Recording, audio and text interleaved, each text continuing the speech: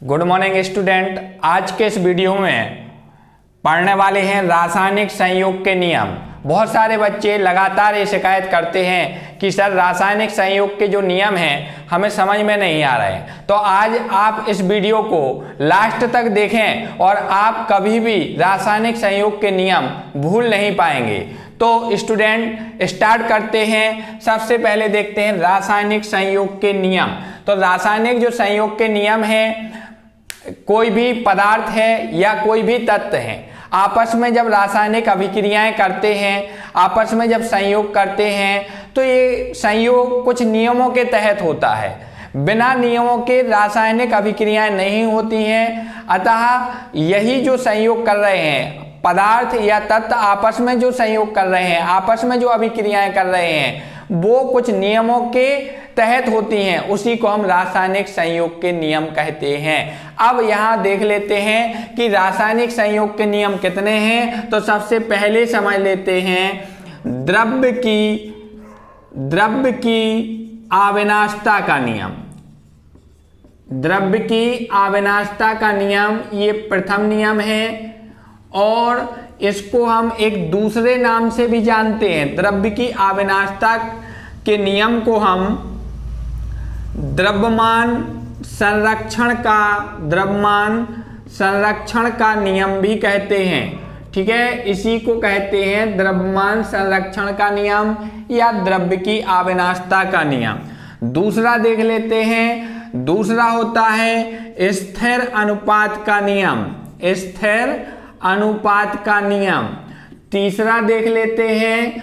कुल 5 नियम यहाँ पर हैं। तो तीसरा देख लेते हैं गुणित अनुपात का नियम। गुणित अनुपात का नियम ये सभी रासायनिक संयोग के नियम हैं। और चौथा देख लेते हैं यहाँ पर, ये होता है तुल्य या व्युत्क्रम अनुपात का नियम।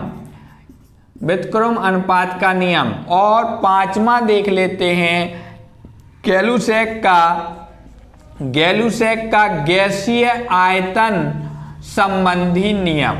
ठीक है, तो ये जो हमने 5 नियम बताए हुए हैं आपको, ये रासायनिक संयोग के नियम हैं। अब इनको हम क्रमशः एक एक करके इनके बारे में जानकारी प्राप्त करते हैं। आपको नोट करते चलना है और परिभाषा को भी ठीक प्रकार से समझना है। तो पहला जो नियम है ये समझ लेते हैं द्रव्य की अविनाशता का नियम या द्रव्यमान संरक्षण का नियम। तो सर्वप्रथम समझेंगे यह नियम किसने दिया था। तो यह नियम 1756 में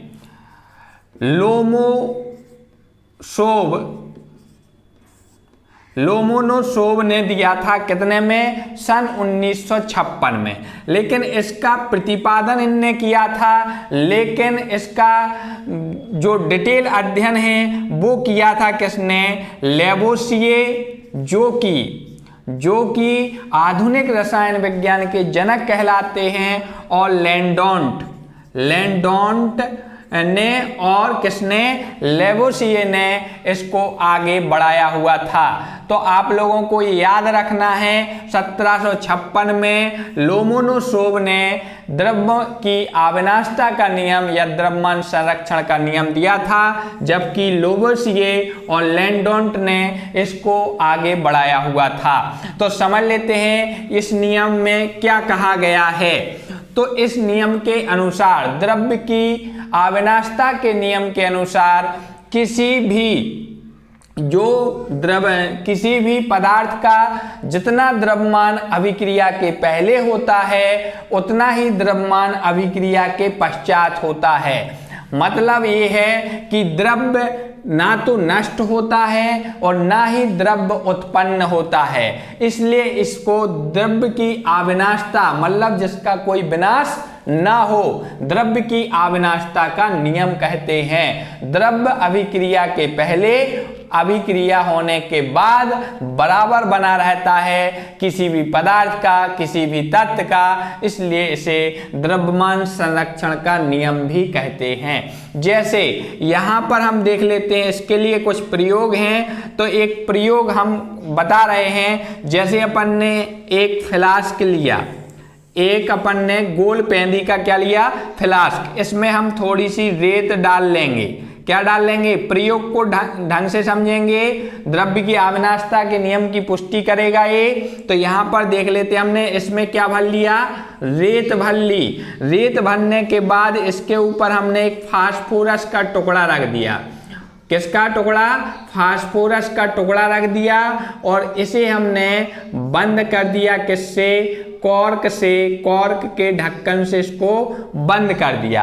अब हम इसको तौल लेंगे। तौलने के बाद इसका भार हम नोट कर लेंगे कितना है। फिर क्या करेंगे, इसको धीरे धीरे बर्नर पर धीरे धीरे हम इसको क्या करेंगे, गर्म करेंगे। गर्म करने से फास्फोरस का जो टुकड़ा है वो पिघल जाएगा, और यहाँ पर फास्फोरस की जो वाष्प है वो बन जाएगी। क्या बन जाएगी, फास्फोरस का जो टुकड़ा है वो गर्म होकर पिघल जाएगा, और क्या बन जाएगी, फास्फोरस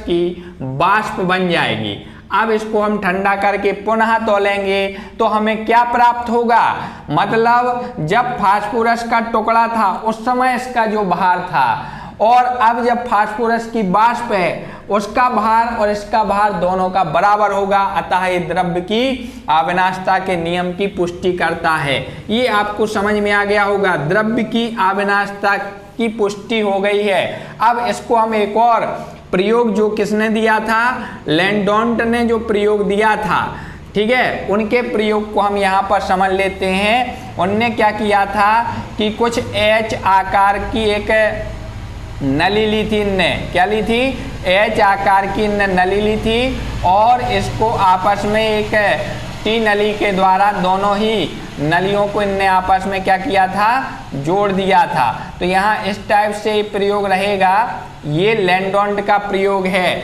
एक नली में इनने क्या भर लिया, एक नली में इनने क्या किया, सोडियम क्लोराइड NaCl भर लिया, कबलियन घोल भर लिया, और दूसरे में इनने क्या किया, दूसरे में इनने सिल्वर नाइट्रेट AgNO3 का इन्होंने क्या कर लिया, घोल भर लिया। ये एच आकार की नली आपस में जोड़ करके, और इसको अब क्या किया, इन दोनों को मिलने से पहले NaCl और AgNO3 को मिलने से पहले तौल लेंगे, ठीक है, उनका द्रव्यमान नोट कर लेंगे।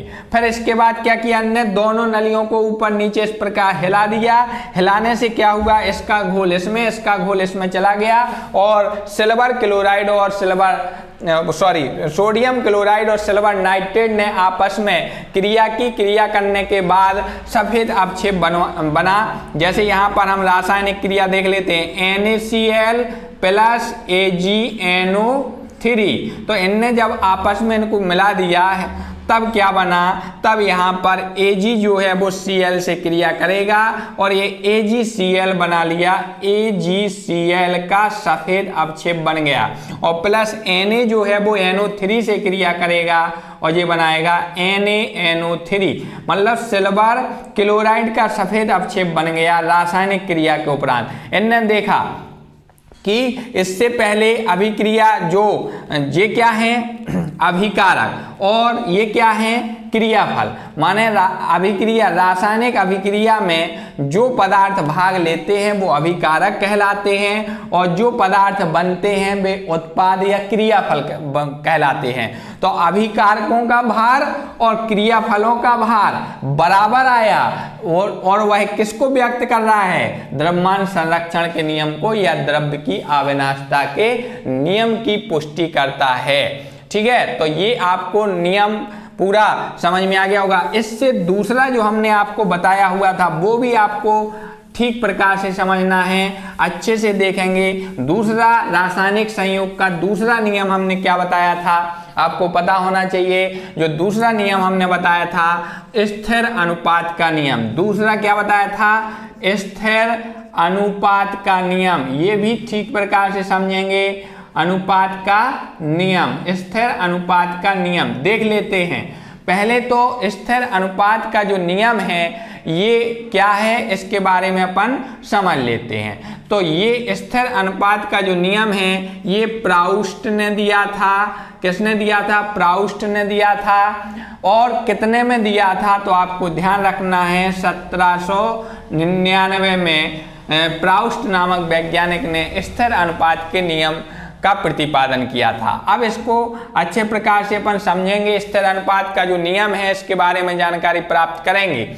इस नियम के अनुसार, स्थिर अनुपात के नियम के अनुसार रासायनिक यौगिक जिन तत्वों से मिलकर बनता है वो निश्चित होते हैं। मतलब रासायनिक जो यौगिक हैं, रासायनिक यौगिक निश्चित तत्वों के संयोग से बनते हैं और वो जो तत्व हैं उनका अनुपात सदैव नियत रहता है, बदलता नहीं है। ठीक है, जैसे हमने कहा सोडियम क्लोराइड है, तो सोडियम क्लोराइड एक रासायनिक यौगिक है और इसका निर्माण सोडियम एक तत्व और क्लोरीन दूसरा तत्व, मतलब सोडियम और क्लोरीन से मिलकर बना है। तो ये दोनों जो तत्व इसमें भाग ले रहे हैं इस यौगिक को बनाने में, उनका जो अनुपात है, ठीक है, वो सदैव निश्चित रहेगा। ठीक है, तो ये था स्थिर अनुपात का नियम। यहाँ एक चीज और समझ लेते हैं, इसके एग्जाम्पल के तौर पर इसको समझ लेते हैं। ठीक है, सबसे पहले स्थिर अनुपात के नियम की एक और हम परिभाषा, कोई भी रासायनिक यौगिक है, किसी भी विधि से बनाया जाए, किसी भी स्थान से प्राप्त किया जाए, लेकिन उसको बनाने वाले जो तत्व हैं, कोई भी रासायनिक यौगिक किसी भी विधि से बनाया जाए, ठीक है, किसी भी मेथड से बनाया जा रहा हो, कहीं से भी हम उसको प्राप्त करें, लेकिन उनको बनाने वाले तत्वों का अनुपात सदैव निश्चित रहेगा, सदैव स्थिर रहेगा, इसलिए इसे स्थिर या नियत अनुपात का नियम कहते हैं। ये आपको ध्यान रखना है। जैसे मैंने कहा जल है, H2O, जल का जो J क्या है? जल है। ये इसको बनाने में कितने तत्व भाग ले रहे हैं? 2 तत्व भाग ले रहे हैं। एक कौन सा? हाइड्रोजन, दूसरा कौन सा? ऑक्सीजन। तो जल को हम कहां से प्राप्त कर सकते हैं? जो जल है हम उसको कहां से प्राप्त कर सकते हैं? कहीं से भी प्राप्त करें। जैसे हम वर्षा का जल भी हो सकता है, वर्षा से भी प्राप्त हो, नदी से भी हम प्राप्त कर सकते हैं, तालाब से भी प्राप्त कर सकते हैं, हम प्रयोगशाला में भी इसका निर्माण कर सकते हैं। ठीक है, तो हम जल को वर्षा से प्राप्त कर सकते हैं, नदी से प्राप्त कर सकते हैं, तालाब से प्राप्त कर सकते हैं, प्रयोगशाला में भी बना सकते हैं। लेकिन जो जल को बनाने में 2 तत्व भाग ले रहे हैं, हाइड्रोजन, ऑक्सीजन, उनका अनुपात सदैव नियत रहेगा। जैसे यहाँ पर देख लेते हैं हम, हाइड्रोजन का भार कितना होता है? 1 और 2 जे हैं 2 अणु, तो 2 अनुपात 1। और ऑक्सीजन का भार कितना होता है? 16 होता है। इन्हें काट दो, 2 एकम 2 और 2 अट्ठे 16। मतलब ये है कि हाइड्रोजन और ऑक्सीजन का जो अनुपात है वो कितना रहेगा? भार की दृष्टि से 1:8 ही रहेगा। अर्थात चाहे हम वर्षा के जल की बात करें उसका अनुपात 1:8 रहेगा, नदी के जल की बात करें उसका अनुपात भी 1:8 रहेगा, तालाब, प्रयोगशाला, कहीं से भी जल को प्राप्त करें उसका अनुपात कभी नहीं बदलेगा, सदैव स्थिर रहेगा, सदैव निश्चित रहेगा। यही स्थिर अनुपात का नियम कहलाता है। समझ में आया होगा? जैसे हम एक और एग्जाम्पल के तौर पे हम एक और एग्जाम्पल देख लेते हैं। जैसे कार्बन डाइऑक्साइड है, CO2, तो इसको कितने तत्व बना रहे हैं? 2 तत्व, एक तो कार्बन, दूसरा कौन सा है? ऑक्सीजन। दोनों तत्व बना रहे हैं। अब हम CO2 को कहां से प्राप्त कर सकते हैं? जैसे हमने कार्बन का दहन किया, कार्बन को जलाया तो CO2 बन गया। एक तो इस टाइप से अगर हम कैल्शियम कार्बोनेट है अपने पास, इसको हम गर्म कर दें, ये क्या है? कैल्शियम कार्बोनेट, और ये गर्म का चिन्ह है। अगर हम इसको गर्म करें तो यहाँ पर CaO बन जाएगा, कैल्शियम ऑक्साइड, और प्लस CO2 बन रहे हैं ना। ये इस टाइप के सोडियम कार्बोनेट पर हम HCl की क्रिया से भी CO2 बना, CO2 को हम कई विधि से बना रहे हैं, कार्बन को जलाकर, ठीक है, कैल्शियम कार्बोनेट को गर्म करके भी बना रहे हैं, और हम सोडियम कार्बोनेट पर HCl हाइड्रोक्लोरिक अम्ल की क्रिया से भी CO2 बना सकते हैं। तो CO2 कई विधियों से बनाई जा रही है। लेकिन अगर हम देखें कि CO2 में जो 2 तत्व भाग ले उनका अनुपात कितना होगा, तो जो 2 तत्व भाग ले रहे हैं इसका भार होता है 12 और इसका होता है कितना? 16, लेकिन इसमें 2 अणु हैं तो 16 दूनी 32 यहाँ पर। अब हम यहाँ से काट दें, 4 से काट देते हैं, दोनों में भाग चला जाए, 4 × 3 = 12, 4 × 8 = 32। तो अनुपात कितना निकला? 3:8। अब हम CO2 को, चाहे कार्बन को जलाकर CO2 प्राप्त करें, चाहे हम कैल्शियम कार्बोनेट को गर्म करके CO2 प्राप्त करें, तो आप देखेंगे कि कार्बन और ऑक्सीजन जो 2 तत्व इसको बना रहे हैं इस यौगिक को, उनका अनुपात तो 3:8 ही रहेगा, अर्थात स्थिर अनुपात के नियम को व्यक्त करता है। कोई डाउट, यहाँ पर कोई भी डाउट हो आप कमेंट में अपना जो भी आपका डाउट हो उसको लिख सकते हैं, हम उसको आपको डाउट आपका क्लियर करेंगे। यहाँ पर नेक्स्ट क्वेश्चन देख लेते हैं। नेक्स्ट जो नियम है रासायनिक संयोग का, जो अगला नियम है वो कौन सा है? अभी हाल हमने आपको बताए थे 5 नियम होते हैं। द्रव्य की अविनाशता का नियम, स्थिर अनुपात का नियम, और तीसरा जो है गुणित अनुपात का नियम, चौथा तुल्य अनुपात का नियम या व्युत्क्रम अनुपात का नियम, और लास्ट होता है गैलुसैक का गैसीय आयतन संबंधी नियम। तो यहाँ पर देख लेते हैं अगला जो आएगा वो है गुणित अनुपात का नियम। गुणित अनुपात का नियम है अगला तीसरा।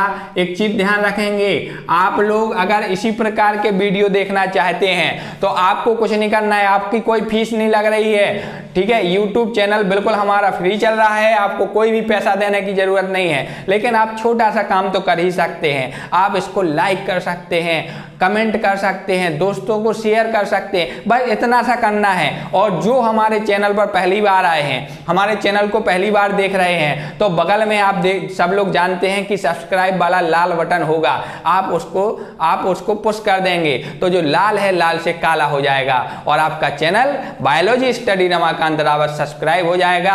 और इसी तरह के अच्छे से अच्छे वीडियो हम आपको लाते रहेंगे। यहाँ देख लेते हैं गुणित अनुपात का नियम। तो गुणित अनुपात का नियम ये किसने दिया था? तो आपको ध्यान रखना है, ये डाल्टन ने दिया था। कितने में दिया था? तो 1803 में दिया था। गुणित अनुपात का नियम का प्रतिपादन सर्वप्रथम डाल्टन ने 1803 में किया था। अब यहां समझ लेते हैं कि गुणित अनुपात का नियम क्या कहता है। जब 2 तत्व, ये जरूरी नहीं है कि कार्बन और ऑक्सीजन क्रिया कर रहे हैं तो केवल कार्बन डाइऑक्साइड ही बनाएं। ये क्या जरूरी है कि 2 तत्व संयोग करके एक ही यौगिक बनाएं? नहीं, 2 तत्व संयोग करके 1 से अधिक यौगिक भी बना सकते हैं। मैंने कहा यहाँ हमारे पास 2 तत्व हैं, कार्बन और ऑक्सीजन, 2 ही तत्व है ना। अब ये 2 तत्व संयोग करके क्या कार्बन डाइऑक्साइड ही बनाएंगे? नहीं, एक कार्बन मोनोऑक्साइड भी तो बना सकते हैं कि नहीं? तो यहाँ आप देखें कि कार्बन डाइऑक्साइड एक यौगिक हो गया, कार्बन मोनोऑक्साइड दूसरा यौगिक हो गया, तो 2 तत्व संयोग करके 1 से अधिक यौगिक भी बना सकते हैं कि नहीं? ठीक है। इसी प्रकार हम देखें कि यहाँ पर हम जैसे नाइट्रोजन और ऑक्सीजन है, तो ये 2 तत्व हैं, लेकिन ये संयोग करके कई यौगिक बना सकते हैं। अभी हम यौगिक दिखा रहे हैं, इनके कई यौगिक बना सकते हैं। तब हमें गुणित अनुपात के नियम की जरूरत पड़ी और ये नियम डाल्टन ने दिया। यहाँ समझ लेते हैं, जब दो तत्व परस्पर संयोग करके 1 से अधिक यौगिक बनाते हैं तो एक तत्व की निश्चित मात्रा दूसरे तत्व की जो भिन्न भिन्न मात्राएं होती हैं वो आपस में सरल गुणित अनुपात प्रदर्शित करती हैं। फिर से समझ लें, जब 2 तत्व संयोग करके 1 से अधिक प्रकार के यौगिक बनाते हैं तो एक तत्व की निश्चित मात्रा संयोग करती है, लेकिन दूसरे तत्व की जो अलग अलग मात्राएं हैं वो परस्पर सरल गुणित अनुपात में होती हैं। यही क्या कहलाता है? गुणित अनुपात का नियम कहलाता है। आपको परिभाषा अगर लिखना है तो आप वीडियो को रोक कर परिभाषा को लिख सकते हैं। यहाँ हम एग्जाम्पल दिखा रहे हैं, जैसे हमने कहा कार्बन तथा ऑक्सीजन हमारे पास 2 तत्व हैं और ये 2 तत्व आपस में संयोग कर रहे हैं। तो एक तो इन्होंने क्या बना लिया, इनने कार्बन मोनोऑक्साइड। क्या बना लिया? Carbon monoxide. और दूसरा इनने बना लिया कार्बन डाइऑक्साइड। अब यहाँ हम देख लेते हैं कि इसमें कार्बन का भार कितना है। तो इसमें कार्बन का भार कितना है? 12 ही रहेगा। ठीक है। और इसमें ऑक्सीजन का भार देख लेते हैं, तो ऑक्सीजन का कितना होता है 16, ये आपको नोट करना है। इसमें कार्बन का 12 ही है, इसमें ऑक्सीजन का कितना रहेगा, चूंकि ऑक्सीजन के 2 हैं तो 16 दूनी इसमें 32 रहेंगे। अगर हम अनुपात देखें, कार्बन और ऑक्सीजन का अनुपात देखें, तो इसमें कार्बन का कितना है 12 और इसका कितना है 16, और इसमें अनुपात देखें तो ये 12 अनुपात इसमें कितना है 32। तो एक तत्व मतलब कार्बन की निश्चित मात्रा भाग ले रही है, इसमें 12 ही भाग ले रही है, जबकि दूसरा जो तत्व है, दूसरा तत्व क्या है ऑक्सीजन, और ऑक्सीजन का जो मतलब भार है या ऑक्सीजन की जो मात्रा है वो कितनी है 16 और 32। तो ये 16 और 32 ऑक्सीजन की मात्रा परस्पर सरल गुणित अनुपात में प्रदर्शित करेगी। जैसे 16 अनुपात कितनी 32, 16 एकम 16, 16 दूनी 32, मतलब सरल गुणित अनुपात में, मतलब 1:2 में प्रदर्शित कर रही है। कौन सा ऑक्सीजन की मात्रा, कार्बन की तो निश्चित मात्रा रहेगी, लेकिन जो दूसरा तत्व होगा वो आपस में उनका जो अनुपात है, उनका जो मात्रा है वो सरल गुणित अनुपात प्रदर्शित करेगी। अगर ये एग्जाम्पल आपको नहीं आता है तो एक और एग्जाम्पल यहाँ पर समझ लेते हैं, उसके हिसाब से आपका क्लियर हो जाएगा। तो यहाँ पर देख लेते हैं हम नाइट्रोजन बा ऑक्सीजन, इन दोनों को देखते हैं, दोनों को लेते हैं, नाइट्रोजन और ऑक्सीजन को लेकर के हम देखते हैं कि कौन कौन से यौगिक बनेंगे।